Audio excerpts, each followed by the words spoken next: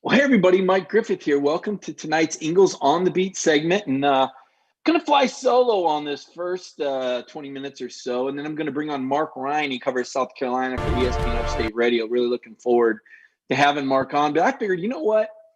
I don't really need a guest to talk about everything that's going on. I mean, it was one eventful football game. You look at the score, 31-24, and it's interesting to me that a lot of the other fan bases are kind of like, oh, look at this. Georgia fans are all excited. They only won by a touchdown over a bad team. Well, you had to see it to understand it. The exciting part if you're Georgia is you found your quarterback of the future, and it's JT Daniels, and he is who we thought he was. 28 of 38, 401 yards, 4 touchdowns, no interceptions. What did he have? Four passes over 40 yards. I think you had three collectively through the first 6 games, something like that. So just watching JT push that ball downfield, it was what's been missing. Now, Kirby pointed out that that's what Mississippi State was giving you, right? They were going to make JT throw that ball 30, 40 yards downfield. But the amazing part is that he did. The amazing part is that you got to see these receivers, and all of a sudden they look good. Jermaine Burton looked great. Kearis Jackson downfield threat. George Pickens was catching everything. Well, he did drop one touchdown. But Demetrius Robertson came to life, right? I mean, I'd kind of written him off like whatever happened to D-Rob. He made some nice catches. So having a quarterback that can throw it that deep, that's going to change things. And I know the run game struggled Saturday with only 8 yards. Amir with 11 carries for 21 yards. Cook and McIntosh really didn't get enough carries to judge them. But that was all because of the scheme. Mississippi State did a really nice job scheming up Georgia and said, you know what, we're going to take away what Georgia does, and we're going to make Georgia beat us left-handed. Except they didn't know what JT Daniels could do. They did know that he hadn't played a complete game in almost 2 years and hadn't even been on the field since August 31st. And really, he'd only worked with the Georgia receivers, the first teamers, the last 2 weeks. When he's on the scout team, he's not throwing in drills. Now, he's throwing off to the side with these guys, but as far as having any sort of timing and things like that, he's only had a couple of weeks of work. So the really exciting thing is that JT and those receivers are only going to get better. And those receivers are excited. New life has been pumped in. Jamari Salyer was excited. Another thing I noticed, when you play that type of offense, I didn't see as many guys get beat up. I think it's easier to stay healthy when you're airing it out than, that smash mouth game they played with Kentucky. There were bodies everywhere, right? You lost 4 guys. So to me, that's all positive.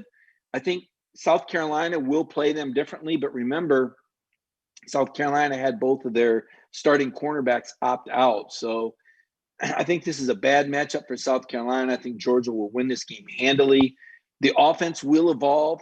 Talking to Kirby today on his Zoom, I was a little taken aback is strong, but JT won SEC Player of the Week, but it wasn't like Kirby was all warm and fuzzy and, oh man, JT's great and all that. It was like, no, he's got to do things better. His eyes were in the wrong place, and him and Trey Hill have to get on the same page with protections, and but he did, took 3 sacks. I mean, Kirby was critical, and Kirby's kind of an interesting guy in that way, and I think he can be hard to read and hard to understand for those who, one, don't speak Kirby or haven't played sports at an elite level.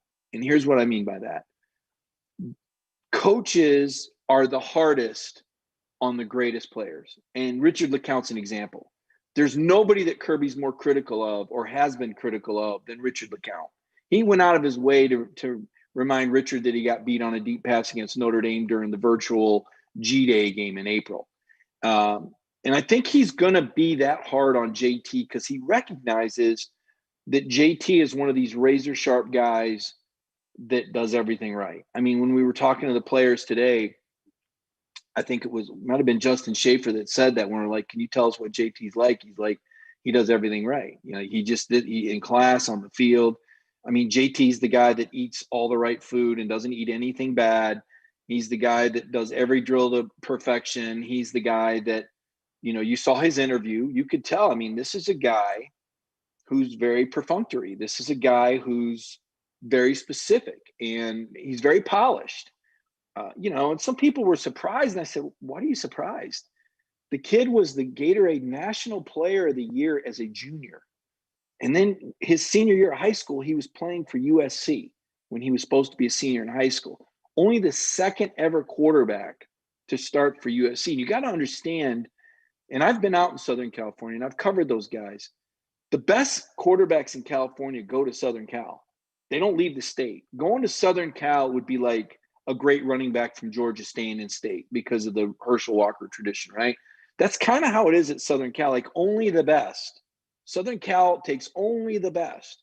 And so, Matt Leinart and Matt Barkley, two guys who went to the same high school as JT, by the way, only the best go to Southern Cal. So he was the pick of the litter. He was all of that jazz, right? Until the knee injury. So this is where people always say, well, Mike, what happened then? Why didn't he stay? Well, it was the first game under Graham Harrell was the new offensive coordinator when JT hurt his knee. And JT was the starter. He had won the job over Keaton Slovis. And I followed Slovis closely because you guys know I do the freshman All-American team. Keaton won my, I think he won my breakout performer award or something like that. He was one of 3 quarterbacks that was recognized. And he played wonderfully. But JT won the job over Keaton. He was the starter, and then the knee, right? So Keaton finishes the year and works closely with Harrell, and Harrell and Keaton Slovis bond. I mean, this is what happens, right?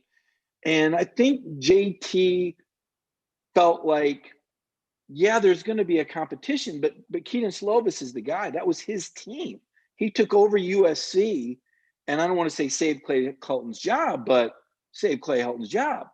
The year before, when JT was quarterback, T. Martin was the offensive coordinator. They went through 3 play callers. The offensive line was a sieve. The center snap was bad, and they went 5-6. Now, he still threw for 347 on an undefeated Notre Dame in a 24-17 loss. And he still threw for over 300 on that same Texas defense that kicked Georgia's butt in the Sugar Bowl. But they weren't winning games, and it was tough. His year, you saw 14 touchdowns, 10 interceptions for a guy that should have been a senior in high school. So his resume changed, right? He went from being that Gatorade National Player of the Year, that guy in the U.S. Army All-American game that beat Trevor Lawrence in the East team. He led the West team to the win. National championship quarterback at Mater Dei. He went from that can't-miss guy to the injured, damaged goods that didn't go back to Southern Cal and fight for his job. And a lot of people are like, well, what's Georgia getting here? And why didn't he go back? He got beat out for his job. Well, he never really got beat out for his job. He just didn't want to deal with the politics when a quarterback gets close with a coach. And that happens. Some people would tell you that's what happened with Jake Fromm and Kirby Smart. I disagree with that vehemently because I think Jake did well. I think he was a program icon. I say that just for my producer, Michael Carvel, who hits the roof every time I call Jake an icon. But he was the program icon while he was here, right? He led the team to the national title game. He was, 1 quarter away from beating Alabama. He threw for 300 yards in the 2018 SEC title game. But nevertheless, you get where I'm going with this, right? So Daniels looked all over the country for a program. And when he was in the portal, he told us after the game that, he's talking with these coaches on Zoom, and Todd Monken was the guy. Todd Monken was the coach. And after that, it was the program.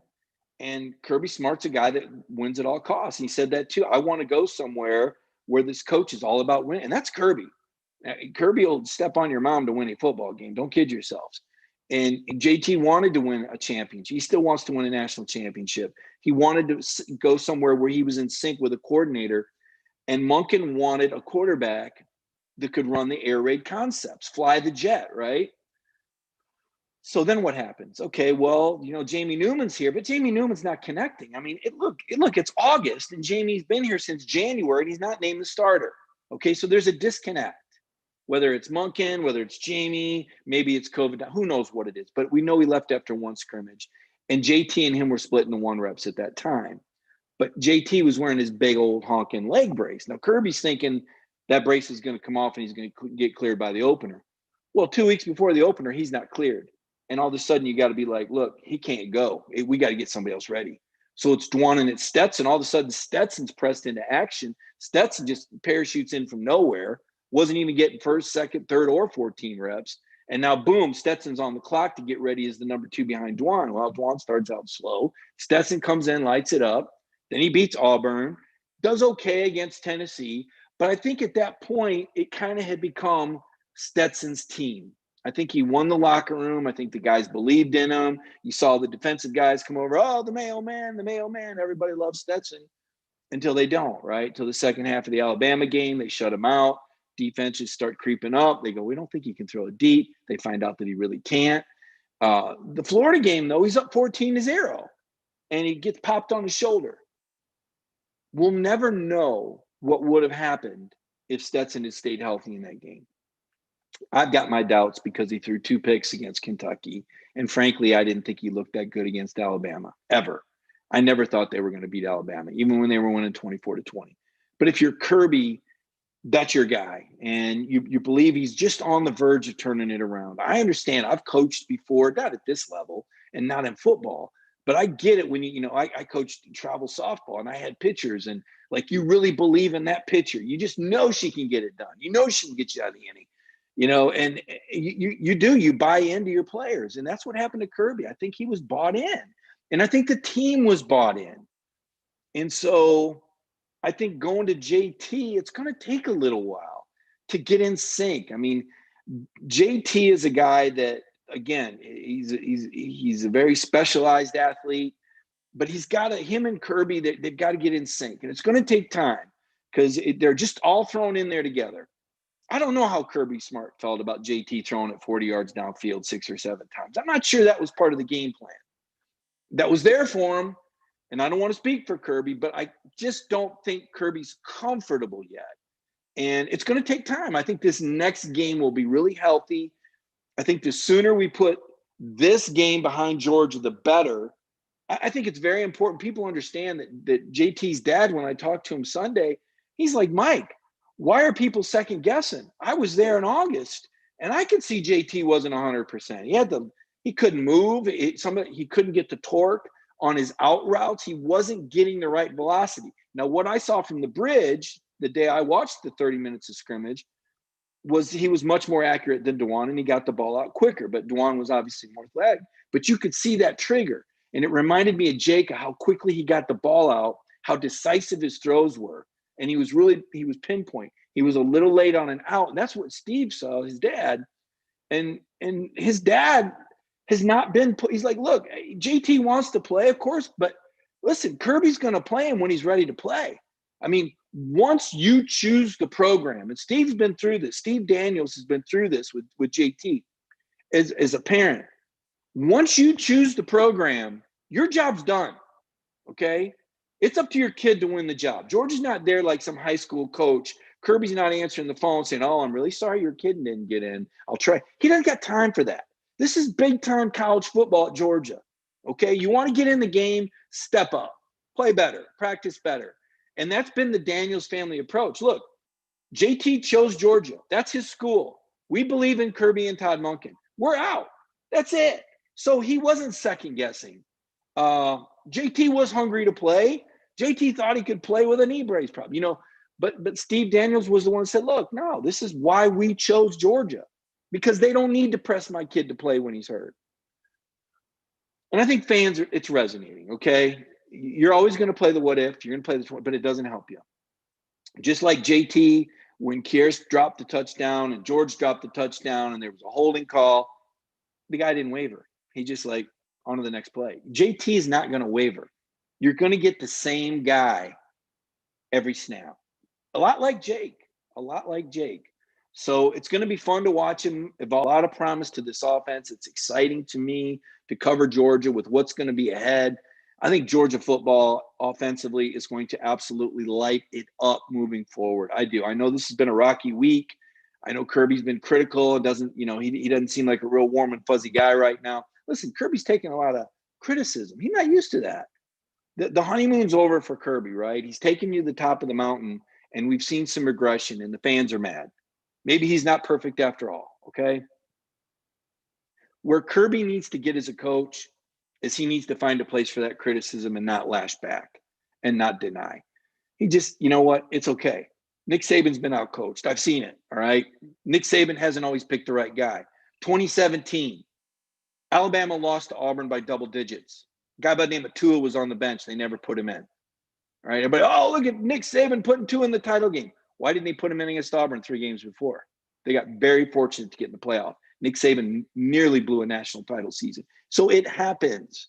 Not saying that happened this time, but coaches don't bat 1,000. These guys have to make 10,000 decisions a week, literally. Personnel, snaps, packages, play you look at, play you don't look at. You're not going to bat 1,000. Georgia's still going to be a top 5 team probably by the end of the year. He's still going to recruit his butt off, have a top 5 class. The direction, the future is still bright. He has a championship caliber quarterback again. That's the key takeaway from all this. At the end of the day, there is a championship caliber quarterback on the Georgia football roster that's going to be here in 2021. You got a championship receiver in George Pickens, who's never been happier. And Jermaine Burton looks like a rising star. And all of a sudden, Demetrius Robertson's back in the mix. And Kyrus Jackson looks like he could be an NFL player. And once these tight ends stop having illegal blocks and catching the ball, Trey McKitty and Darnell Washington add to the mix. Just need to get Kendall Milton back, okay? Let's take a short break. I want to recognize Ingles. I want to talk about what a great job Ingles has done. You want to talk about getting through tough times. How about what Ingles has done for all of us through the COVID-19 crisis as frontline workers, making sure we've got our products, making sure we got our prescriptions, making sure we've got our zinc and our vitamin C virus. Let's take a moment to recognize the sponsor for On the Beat, Ingles. It's in our hearts to feel for you. There's been ups and downs, turnarounds, good days and some bad. But we stand together for worse and for better. We'll always have your back with open arms, heart to heart, hand in hand. Community strong. Welcome back to the Ingles on the Beat show. Really excited now to join Mark Ryan, ESPN Upstate Radio. Mark, thank you so much for joining the program tonight. How you doing, man? Oh, guys, it's great to be with you. Thank you so much for having me. Well, I'll ask you, the view from 10,000 feet. I've been chattering away about the inner workings of Georgia and all the drama here in Athens. What did it look like from the outside in when I say, hey, Mark, what do you think about JT Daniels and Georgia football these days? What I think is it's unbelievable to me that his ceiling wasn't identified earlier in the season when he could have made a difference. You know, you heard the same things I did. There wasn't an injury problem. He wasn't performing in practice. So they say, but at some point you need to identify what ceiling is needed to beat a Florida, right? And I don't think Stetson Bennett or Mathis was ever going to get the job done in that kind of spot. They would have been best served getting JT Daniels up to speed as quickly as possible. And I don't think you do that by keeping him on the bench. I think Georgia fans have to be scratching their heads right now and wondering what if. Yeah, and that's exactly what we just talked about. They are. The questions were, when is he ready? When is he not ready? The mobility, the knee, as JT said, he is still getting better. Had a cleanup procedure and wore a pretty heavy knee brace at the start of fall. Kirby wasn't going to rush it. And Mark, I think you're right. I think Kirby did feel like Stetson Bennett could beat Florida. I think he still feels like he could have beaten Florida. He points out they were up 14-0 when he took a shot on the shoulder. I don't know if Stetson was going to play defense, though. And in that first half, because they weren't able to stay on the field, they went 3 and out, 4 out of 5 possessions. And if you give Kyle Trask time and let him stand still, he's the Papa Shot champ. You get the guy moving, and I think he gets pretty ordinary. But when you let him stand still on that platform and make those throws, Mark, he puts it through a pretty tight window.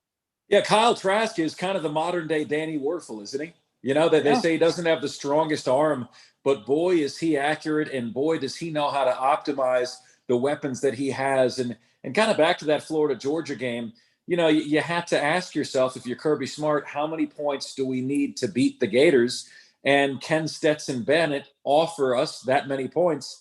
And I don't know how you arrive at a yes with that answer. Final score of the game, 42-24.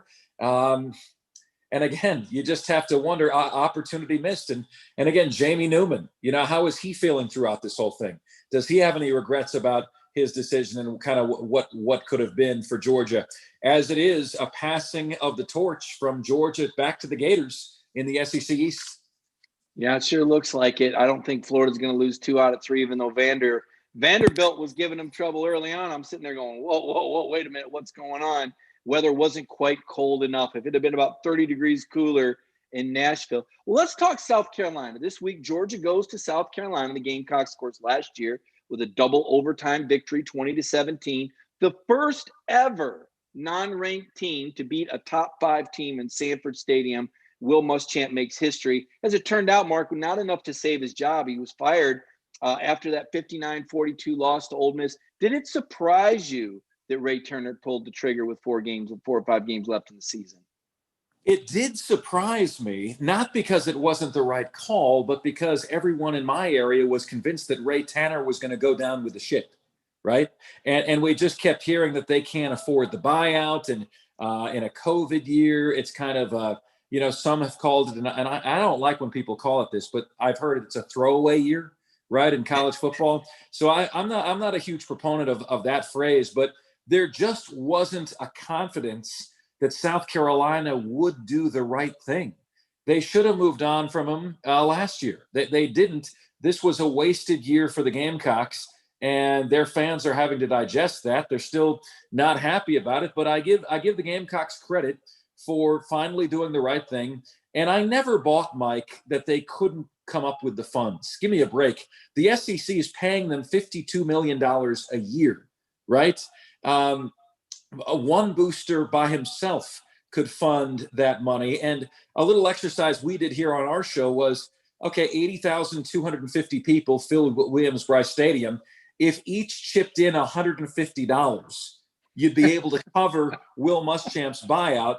Raise your hand, any Gamecock fan that's not willing to do that. And nobody did.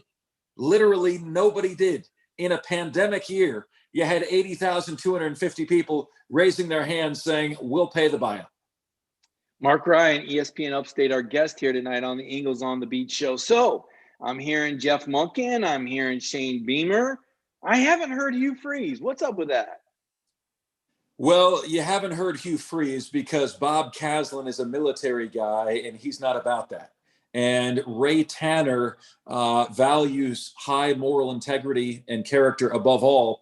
I'm not sure if you noticed, Mike, but I got into a little bit of a dust-up with Hugh myself last Thursday on Twitter. So I had tweeted last week that he would be a C hire. And I said that for all of the obvious reasons, right? For all the obvious reasons. Now, he wins, but there's the buts. And, one of the things I have the hardest time looking past is when somebody lies to me about who they are. At that particular time, as you know, Hugh Freeze was on social media posting Bible verses while on a company phone soliciting escorts on the side. And I just feel like that's fraud. I feel like, could I forgive a coach having a DUI? Yes, I suppose I can, right? It would be very disappointing. But this, to me, was so far above and beyond that. This was entering kind of Bobby Petrino territory. And so I said that. Then somebody who is close with him, Rachel Barbeau. Are you familiar with Rachel? Yes, I am. She does the Save the Domestic Violence. Yes, changing the narrative. Ironically enough. Right. And so she took exception with that, and I invited her on my show, and I said, let's talk about it. And she told me all about, the kind of character and the kind of man that Hugh Freeze has been to her, and seeing the pain on his face, and he's deserving of forgiveness. And I understand all of that. And then she copied him on the tweet that I'd sent him earlier in the week about him, saying he was a C hire. And he wrote, hang in there, Ryan. Hang in there, Ryan. And, all of the Hugh Freeze people were jumping on board. And do you not believe in forgiveness? Mike, of course I believe in forgiveness. We all have things that we've done that we regret. We all have skeletons in our closet. But here's the thing. There's a difference between forgiveness and trust, right? If you have a partner in a marriage that is constantly unfaithful, you may in time forgive them. but I don't know if you'll ever fully trust them enough again to get back together. I only have one position here. I don't have many. And with the one position I have, I can't take the chance on hiring Hugh Freeze. I can't do it. It sounds like some Georgia fans could use some of your therapy on the whole Kirby quarterback situation when it comes to trust. We'll save that for another show, Mark. I'm sure you could either make people feel better or worse about trusting Kirby to pick the right quarterback. So I'm seeing the other day, this struck me as, I don't know, disappointing and sad. I think back to last year's South Carolina Georgia game, and I think Javon Kinlaw was the key to the game. No, listen, Georgia missed 2 field goals. Jake was picked off 3 times. He hadn't been intercepted all year. He's the icon of the team. And he hadn't been intercepted all year, but he has a pass tipped and it's picked. He's got another one that goes to a receiver's hands. It's like everything that could go. But throughout the day, Javon Kinlaw was owning Trey Hill, the Georgia center, just completely overwhelming him, shut down the running game. And I see him saying on Twitter that South Carolina fans are the worst. And I see South Carolina fans going back at him, and because they're upset that J.C. Horn and the other corner that had 2 of those. They quit. Ismail, they quit. They quit. Let's be honest, yeah, they quit. So what? So do the fans have? Because the take is, well, Ray Tanner fired their coach. Who quit on who? Where do you stand with those players? Because what I said is, look, it isn't about the program. They quit on their teammates. That was my take on that.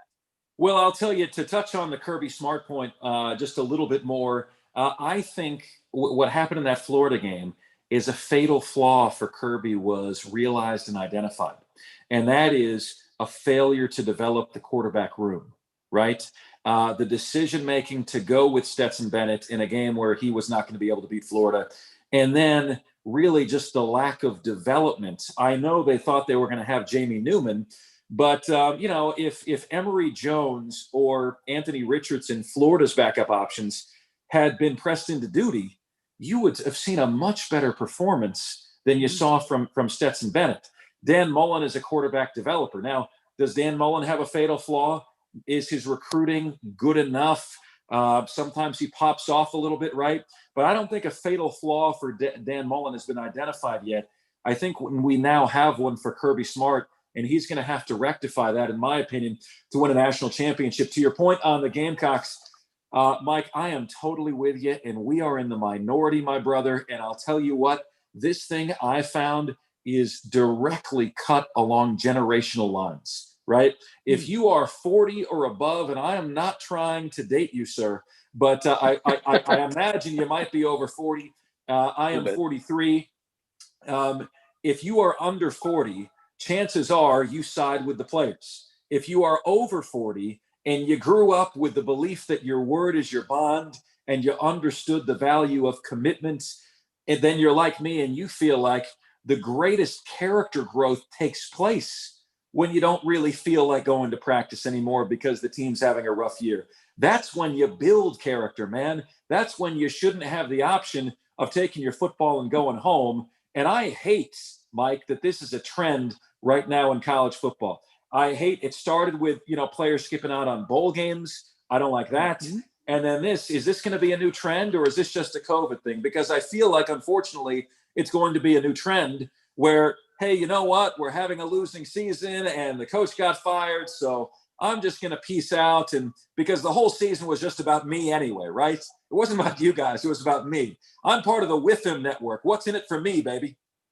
That's it. You're right. I think that same generational line can be drawn with the repayment of student loans. While we're on the topic, it's very similar. That wait a minute, okay. We'll leave the politics aside. Every now and then, I do like to make the point, though. There is something to be said about accountability and responsibility to your teammate. And once you sign up and you're all in, they had 20 days left. They had 20 days left in the season. You can't finish 20 days. What are the odds you're going to suffer a career-ending injury in 20 days? Infinitesimal, right? So you had 20 days left. Then you can declare for the draft and nobody questions you. But you committed an action. You weren't willing to commit to finishing 20 days. And because of that, the fan base for the rest of their lives won't view them the same way.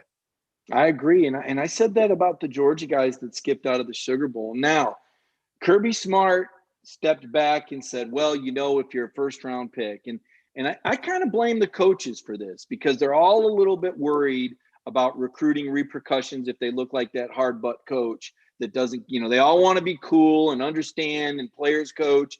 And when Kirby Smart let DeAndre Baker show up at the Sugar Bowl against Texas and let Justin Fields go there, even though he was in the transfer portal, it sent a really bad message. Yeah. And I think it really damaged the team camaraderie. Now, last year, they had two of their team captains skip the game, J.R. Reed and Andrew Thomas, along with first-round pick Isaiah Wilson. And Kirby said, no, you're not playing. Don't even bother showing up. And there were 8 other guys. Who knows what kind of disciplinary act they had that weren't there. That never came out in the wash. But there was a reason why some players were suspended. And they played shorthanded. Nobody was talking about shorthanded then. But what happened? Georgia had their best performance, arguably, of the year when they dominated Baylor, a good Baylor top 10 team in the Sugar Bowl. So that kind of became like okay, if it's not a playoff game, it's okay to skip the bowls. We've seen that the last few years.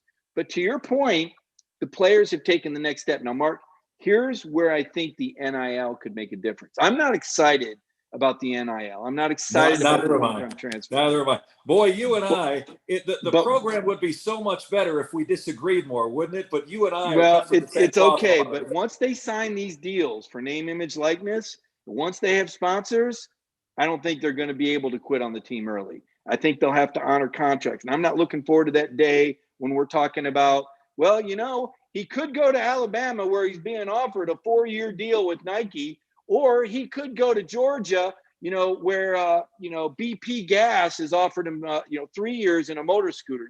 I'm being facetious here, but there's going to be different deals. These schools are going to be not the schools directly, but there's going to be agents that are going to be go-betweens negotiating these deals in name, image, likeness. I know the NCAA thinks they got the market cornered. I don't think so, Mark. I think it's going to be an absolute mess and a travesty. Yeah, and I'll tell you what, modern-day professional free agency has infiltrated college football. We saw it this year. I hated, Mike, the decision that Muschamp made to start Colin Hill. Why? Because, he said, well, Colin Hill was the best player. No kidding. It's his 4th year. It's Ryan Helinski's 2nd year. But guess what Ryan Helinski did? 14 touchdowns, 8 picks in the SEC as a true freshman, was a true ambassador for your program at a time that you needed it, showed a lot of promise, and the guy just did everything the right way for 18 months on the campus of South Carolina.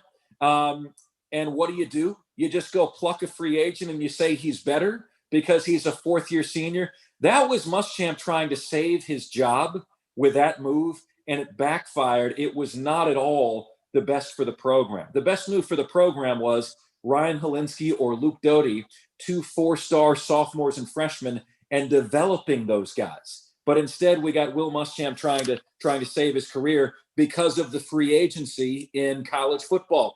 You mentioned it. So how do we save college football with name, image, and likeness compensation coming? You have to have uniformity across the board here. Whatever that number is, right? $50,000. Let's just say, for the sake of discussion, it's $50,000, right? A player can make $50,000 a year. Well, now a player is deciding between a uniform offer, from the sponsors in Eugene, Oregon, and the sponsors in Tuscaloosa, Alabama, and the sponsors in Gainesville, Florida, and it's not a player going to the highest bidder. You have to have uniformity here, or else, let's just eliminate the guise of amateurism forever. Well, I'll tell you what, it'll be uniform until Nick Saban finds a way to squeeze that nth out. He is the innovator. He is the crew chief that always finds that extra 1/8 of a tank of gas in the gasoline and fuel miles race. I mean, and give Saban credit, because that's why he stays on top. He's the guy that they have to keep making rules for, like, well, I know they said they can have assistants, but he's got 60 of them, and 30 of them are in the press box. Can they really do that? Well, we better reel this in a little bit and try to level the playing field. It's never going to be a level playing field. There's always going to be haves, there's always going to be have-nots, and there's always going to be innovators. And there's a very fine line between cheating and innovating. And the NCAA's made it very convenient with these secondary violations. I laugh. I look back, Mark, I remember doing a story when I covered Tennessee about Lane Kiffin's secondary violations.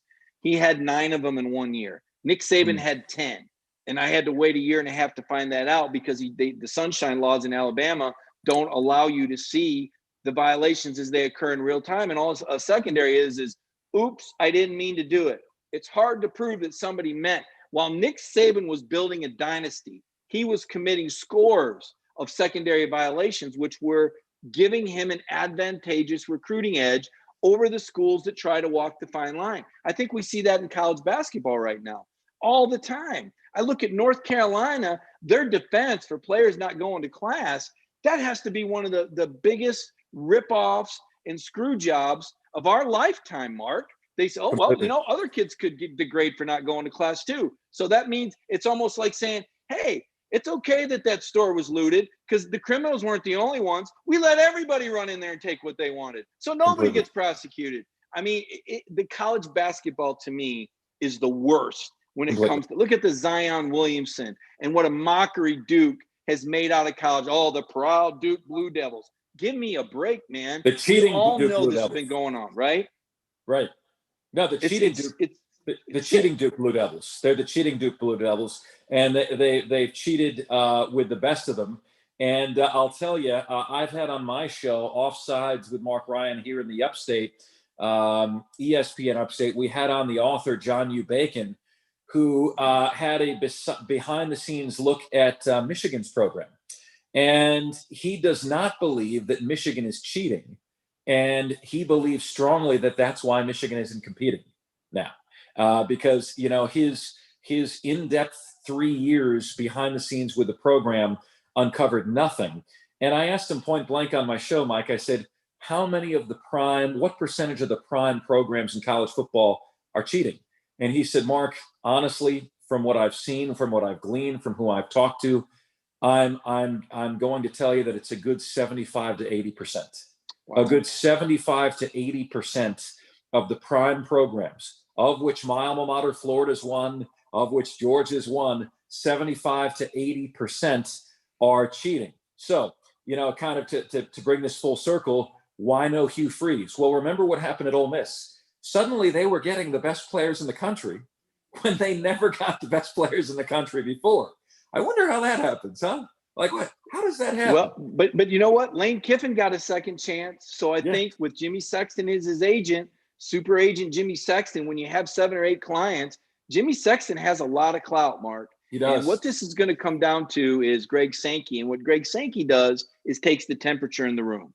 And if you got 5 or 6 Sexton clients influencing their ADs to let good old Hugh back in the league, I think you're going to see him back in the league. Now, it may not be at South Carolina, but the drums are beating at Tennessee. And right now, he's let it be known, even though he said in one interview he's perfectly happy at Liberty. He's perfectly content there, Mark. He's changed. Rachel will tell you he's an honest guy. He's peacefully happy at Liberty, not even thinking. I mean, that to me is the proof and the evidence that this guy is still a sham. Don't tell us that you're perfectly content at Liberty. I mean, we all know that you'll make the jump. Some news here, Mark. I don't know if you saw this. I got this release a while ago. I want to make sure I fill in our Dog Nation crowd. The Arkansas-Missouri football game of November 28th has been postponed. As a result of that, there's been some rescheduling that's going to go on. Vanderbilt will play at Missouri this weekend, and that means Tennessee and Vanderbilt will not take place. This is where it gets really interesting. They say they will continue to reassess the Tennessee-Vanderbilt makeup game and the Arkansas-Missouri game. In other words, Mark, I think they're running out of dates, and I'm wondering if those games ever get played. This is where we start to wonder. Now, Dabo Swinney in your state had some very interesting comments about Florida State. Did they back out? Did they not? I said a couple of weeks ago on the Paul Feinbaum show that I believe there were schools that could have played a la Mississippi State with 49 scholarship players, right? They choose not to. The protocol's there to use if you want, that 53 players mark.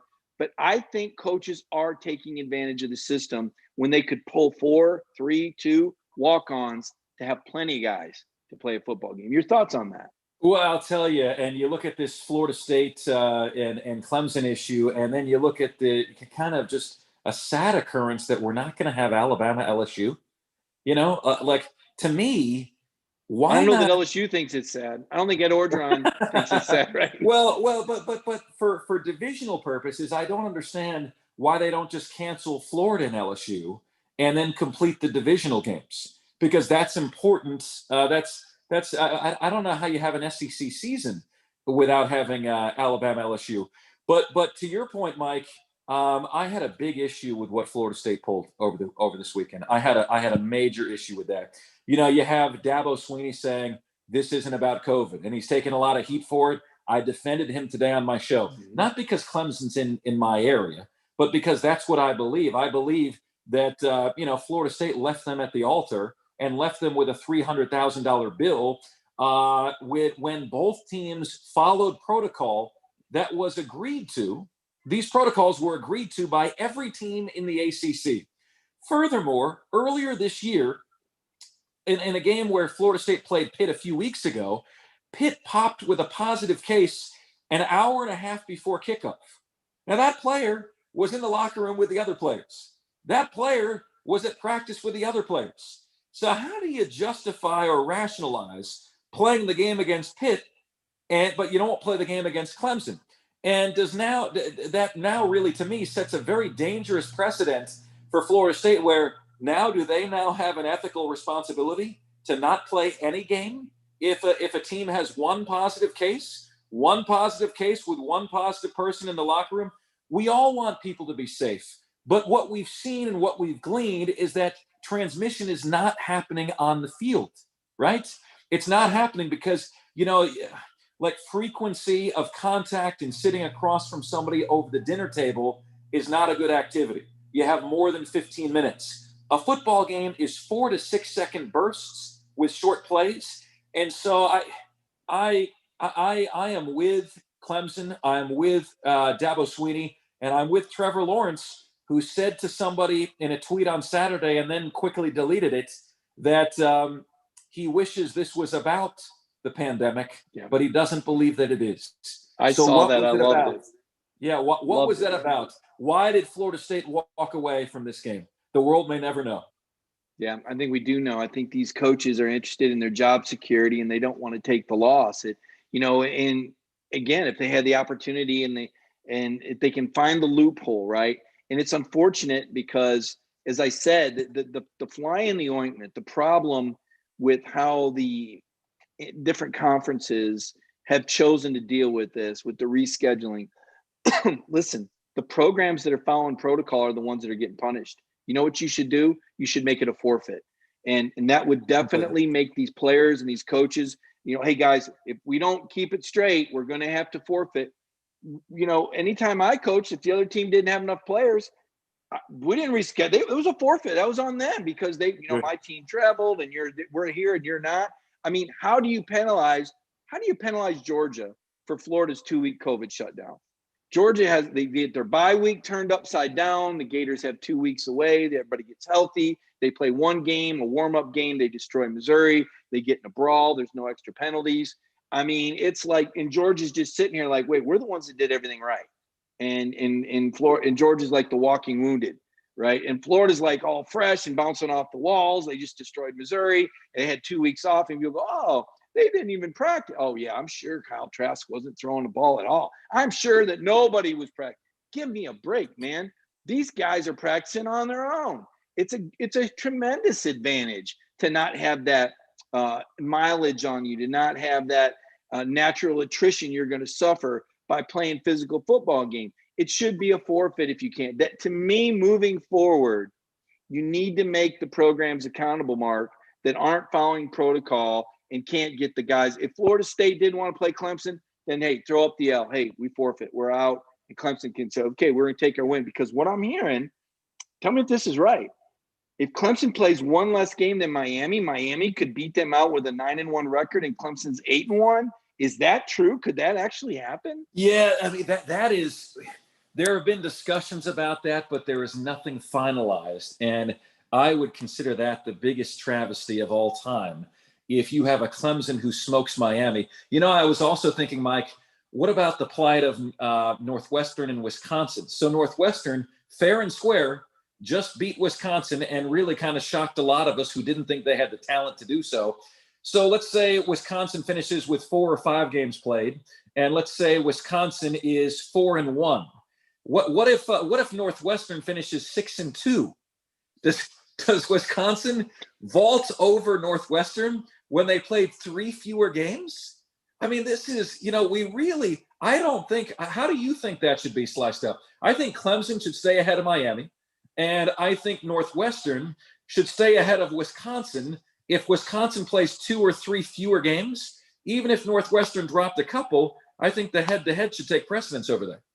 Yeah, the Big Ten, I thought, really made a mistake. And, you look at Ohio State, they don't even play Wisconsin in the regular season. I'm not sure if they play Northwestern or not, but Ohio State just played their most difficult game, right? They beat Indiana. You look at their schedule, they got nobody left. And, it's laughable to look at their schedule. And the Big Ten has had an awful year. You see Michigan's not really Michigan. I know they won a triple overtime against Rutgers, but Michigan State beat them. Michigan State got beat by Iowa. Listen, I covered the Big Ten 4 years. That league has dropped off tremendously. Their commissioner put them in such a bad spot with that late starting date. Mark, I do think a lot of those guys discontinued training. I don't think they look sharp. I do think Greg Sankey handled it better than anyone. And yet, and still, we're in this place where we have to look at these cancellations with a skeptical eye. And at the same time, salute guys like Mike Leach and Sam Pittman that say, hey, we're going to play games. Whether we've got 53 or not, there's a way we can make it work. And as you saw with Mississippi State, 49 was plenty. They still darn near beat a top 10 football team. They played arguably their best game of the year offensively and defensively, to the point that Kirby Smart was throwing his hands up today saying, look, we played the same defense as everybody else. They just didn't drop any balls. They didn't fumble. The quarterback hit the passes, which tells me, maybe Mike Leach really could be dangerous to this league once he gets his players. Yeah, and boy, was I proud of that Mississippi State team, man. What they had to overcome, just think of the dichotomy between what Mississippi State did and what Florida State wouldn't do. Just imagine that for a moment, right? And Georgia, credit to Georgia, they didn't say, man, you guys have been around 20 players with COVID. They said, you know what? You're going to play with 49. You've tested the 49. You followed the protocols that everyone agreed to. Tip of the cap to you. Mike, I have been about as safe and responsible during COVID-19 of this really weird year than just about anybody. But to your point, if both sides have followed the protocols agreed to by everyone in the conference to play, and then you elect not to play, you forfeit. There's no ifs, ands, or buts about that. Clemson followed all protocols to play. You elected not to. That's a loss. You know what I mean? Because, and full respect for taking the loss. I won't slander you for taking the loss. You made an educated decision. You chose the health and safety of your players. But Clemson and Florida State followed the protocol, and you don't get to reschedule that game. You don't get to say we'd love to have that game in Florida State. I'd love to date Scarlett Johansson. You don't get to do that, right? You stood Clemson up at the altar. Look at what Mississippi State just did. So proud of those guys. And then the effort to compete the way they did. They had no business being in that game, and they were there right until the end. No doubt about it, Mark. You're absolutely right. It was a great football game, better than Georgia wanted. And a lot of Georgia fans a little uneasy about this Georgia football team right now. Hopefully, we'll see a game Saturday. So far, so good. It's only Monday. There's more tests ahead. Mark, I could tell our Dog Nation audience really enjoyed you. Tell them where they can find you on a daily basis. Yes, thank you so much for having me, guys. You guys can follow me on Twitter at Mark Ryan on Air. That's at MARC Ryan on Air. I host the afternoon drive show for ESPN Upstate, which is in the upstate of South Carolina. Beautiful part of the country. Invite you guys to come check it out. The Greenville-Spartanburg area. We have the Blue Ridge Mountains. We have the beach a few hours away. We're close to Charlotte. We're close to Atlanta. And the area itself, what a nice downtown we have here in Greenville. The show, Offsides with Mark Ryan, 3 to 7 p.m. To listeners outside of our area, download the free radio.com app. All right?